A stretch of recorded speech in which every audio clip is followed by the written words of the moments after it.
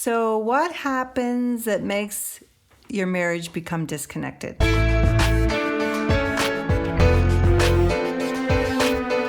Welcome to the Brand New Me podcast. I'm Frances. And I'm Pam. And we are two women passionate about helping others thrive in life, not just survive. In each episode, we're going to find creative ways to offer hope for your future through our own life experiences. So join us every week as we learn together that we really can be a brand new me.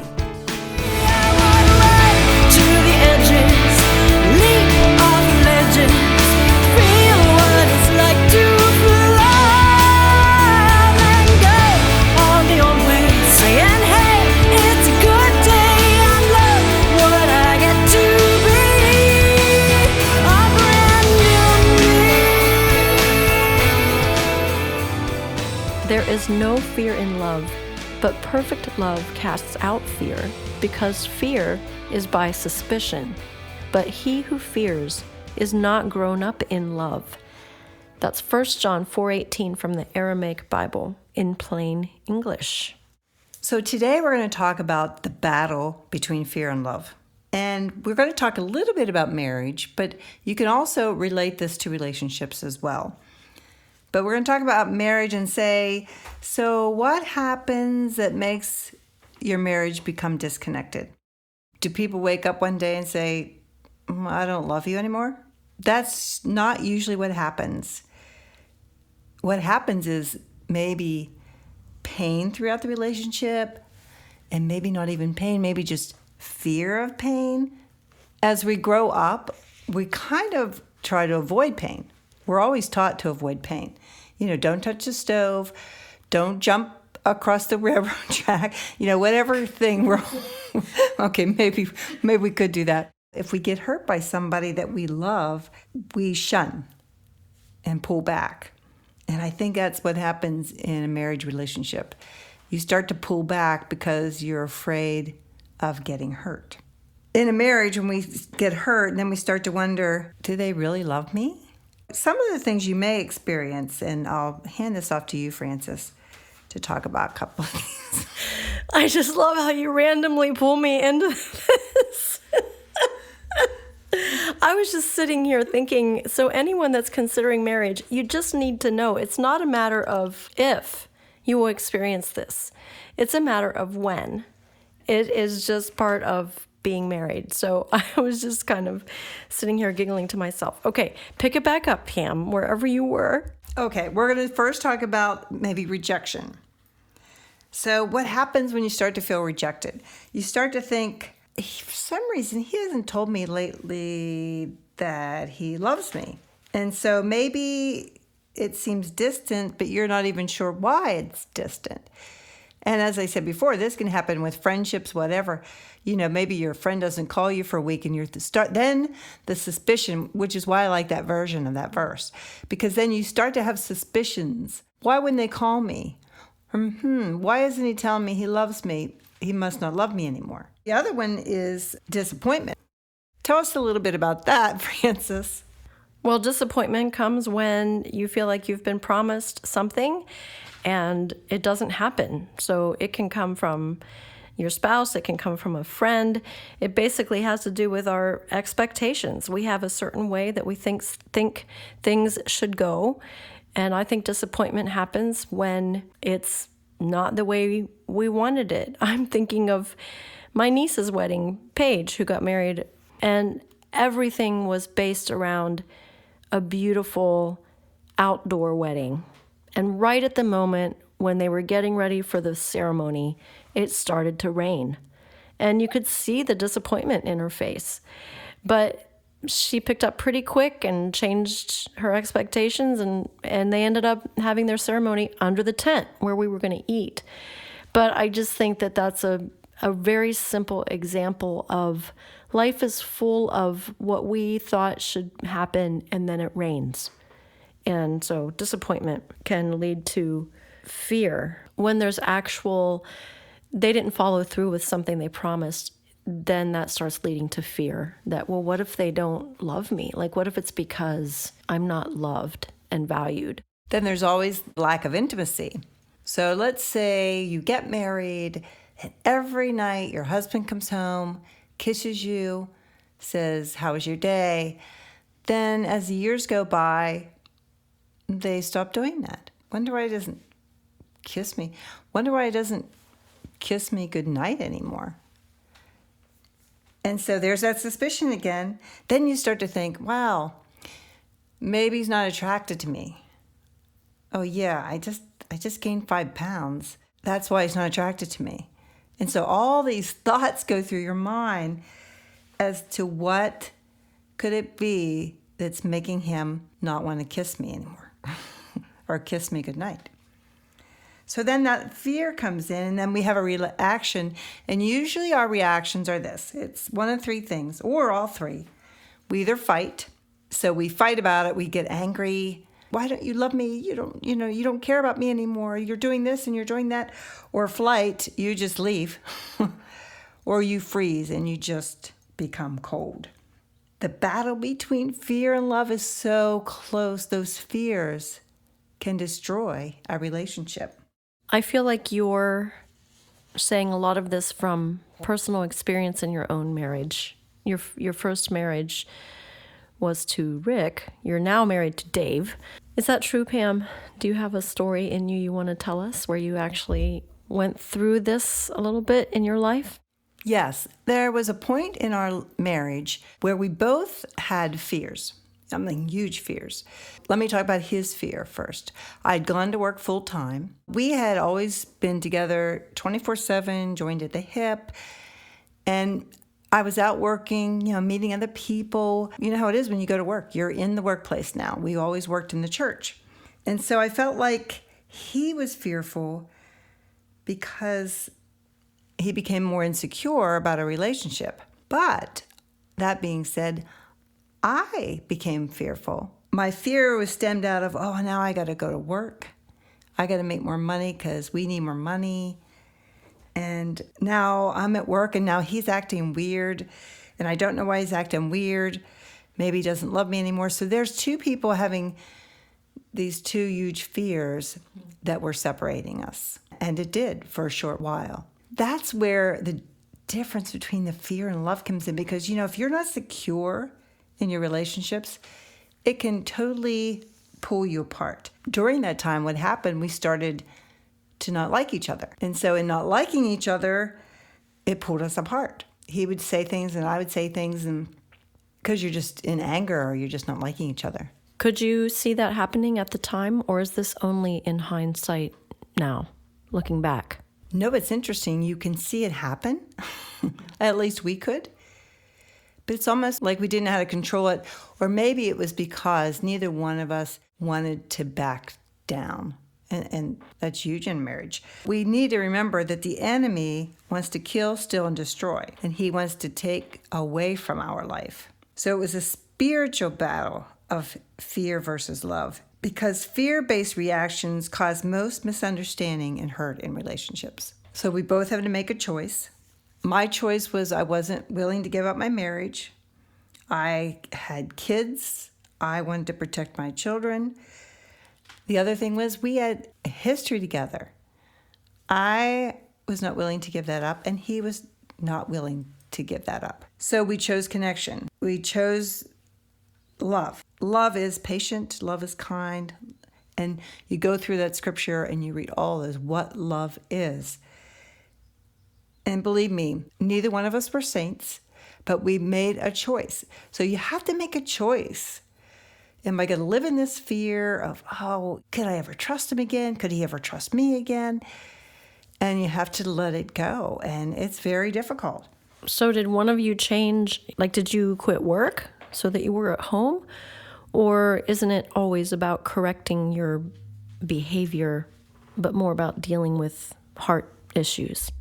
How did you make the choice to continue investing in your relationship? Did one of you have to make an adjustment? I guess I'm asking, in your behavior, or was it more of a heart adjustment? Well, I did change from working full-time to part-time, which helped. And as far as behavior, when you're dealing with an issue and you want to forgive and you want to move forward. And, you would love to say that it just happens all of a sudden. It does not. It just doesn't.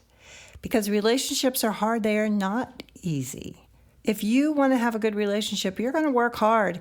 If you're thinking of getting married and think it's going to be all bliss, it is not going to be bliss because relationships are hard. I had to get to the place where I said, okay, I'm willing to forgive and move forward.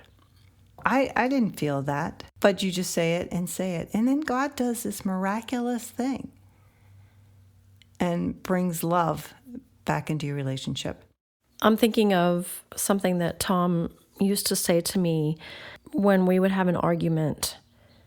He would usually end up by saying, I am for you. I'm not against you. And I can't remember at the moment something like as an illustration that we'd argue about, but usually, he's just more of a straightforward person than I am, so he usually might just say what he's thinking, say something straightforward, and then I'd be hurt. And it would seem like he was against me, and I didn't realize that until he'd actually say the words, I'm not against you. I'm with you in this. I'm for you. And over time, I began to realize that that's really one of the deeper roots of why I would get hurt. Because in the end, I was afraid that he was not loving me anymore.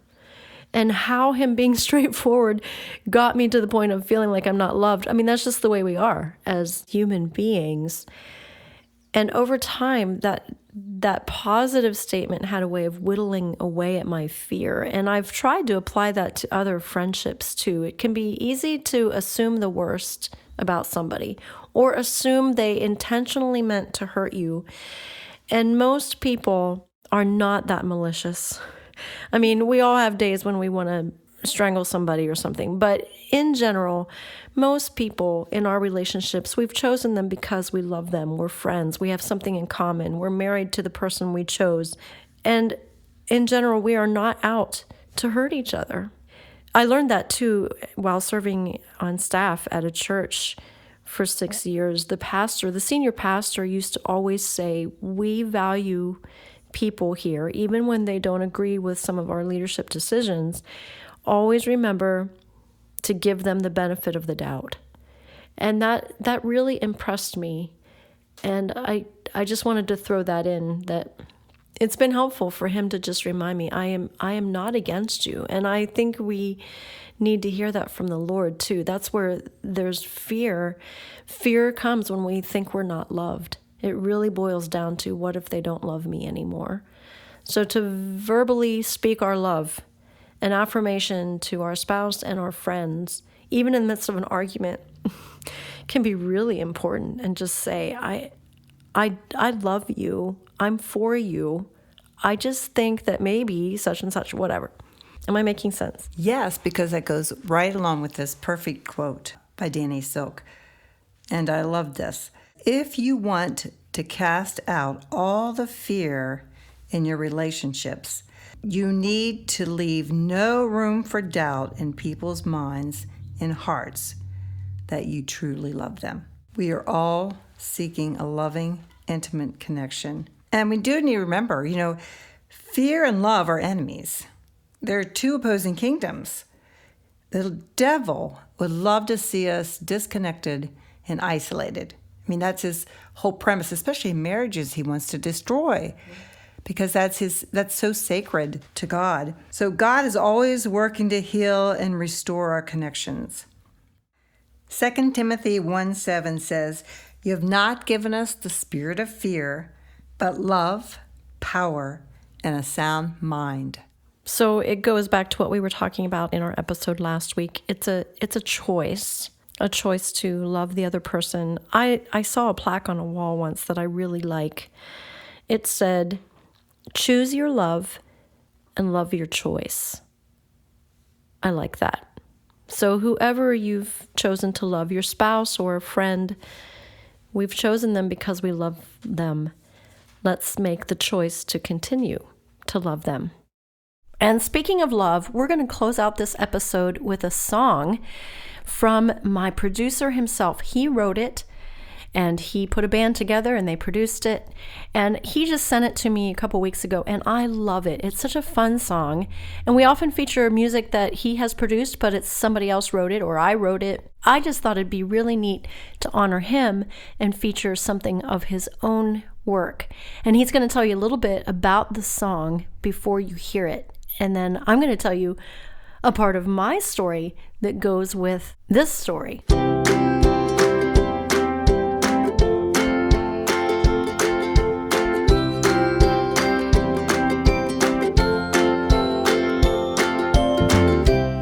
Hi, my name is Eric Copeland, and I am president of Creative Entertainment. I am also a composer and a producer, and I have produced Francis for many years. This song is kind of a funny story because I wrote this song years ago, actually around 2000 or 2001, for an artist named Sienna out of New York City. And it was a ballad, and it was very pretty. And when I decided to start our Positive Spin Songs company and concentrate on music licensing goals, I thought of this song because it was actually chosen for a CBS Movie of the Week starring Ted Danson. But for whatever reason, it did not get chosen. But it was going to be a nice little paycheck, and it was actually one of my first forays into that kind of world, even though I was doing a lot of jingles and other kind of things at that time. One day, a few years ago, I thought of a new way to do this song with kind of a cute ukulele and clapping kind of vibe, and we redid it with a band, and I had a vocalist in Nashville sing it, and it turned out pretty well. And this is called Falling in Love. I hope you like it. Thanks for listening.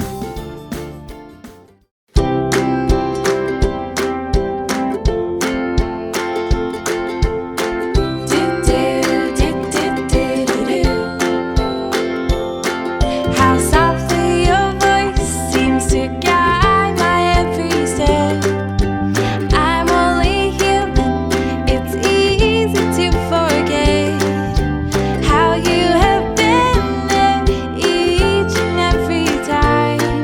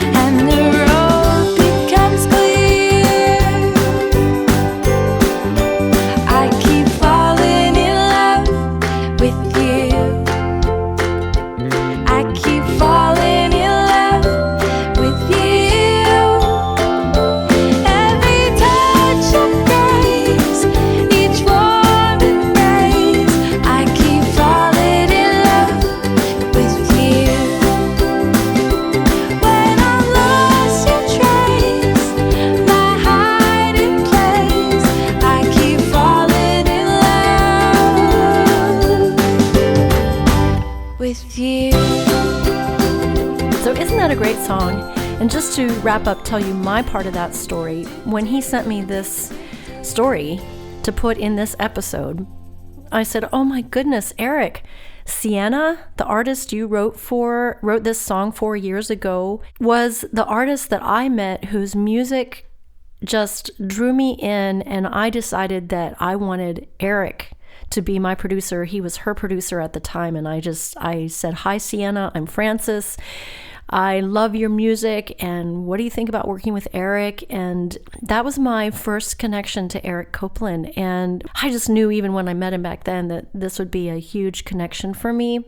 I had no idea the history of this little song that he sent me, but we just thought it was kind of cool how this brought me back around full circle to where I really switched from producers in Pennsylvania to a producer in Nashville, and how it really took my career to another level. And so anyway, that's my part of the story, and I'm sticking to it. And so thanks for listening. We'll be back next week.